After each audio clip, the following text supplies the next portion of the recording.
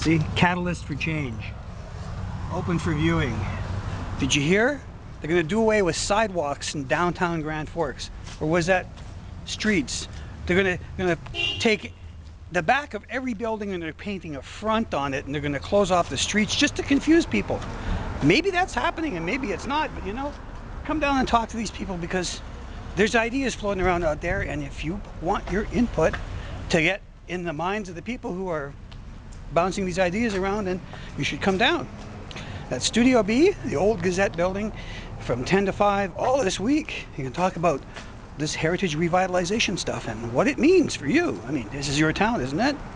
What about that idea? We'll do away with all of the sidewalks. No, I meant roads. That's what it was, roads. That's right, no more cars and trucks. Is that a crazy idea? It might be. But then again, how would you know if you don't come down? So here in Grand Forks, over the last 50 years, they've changed the names of all the streets, or almost all the streets, twice. They're going to do it again. Did you hear that? What street did you live on? So when you're downtown, what are you walking on? Look down. What's that? That's a sidewalk.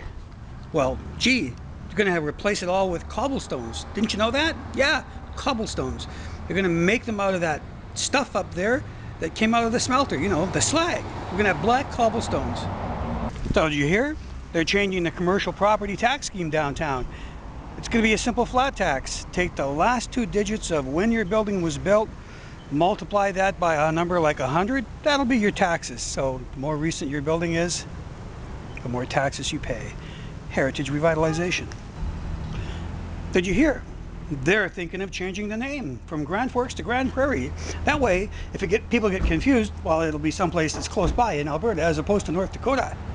If you own a business downtown, how would you like to only be able to use the colors that the design police have said you can use? And if you want to paint your business fuchsia, no way. You have to buy your paint from City Hall. Is that right? Is that what's happening? Well, how would you know?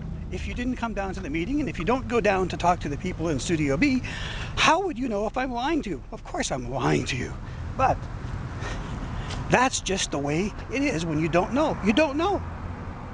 And that's the way it is. So check out Studio B. Check out the stuff in Studio B all the rest of this week. Find out what they're talking about. It's in your best interest, right?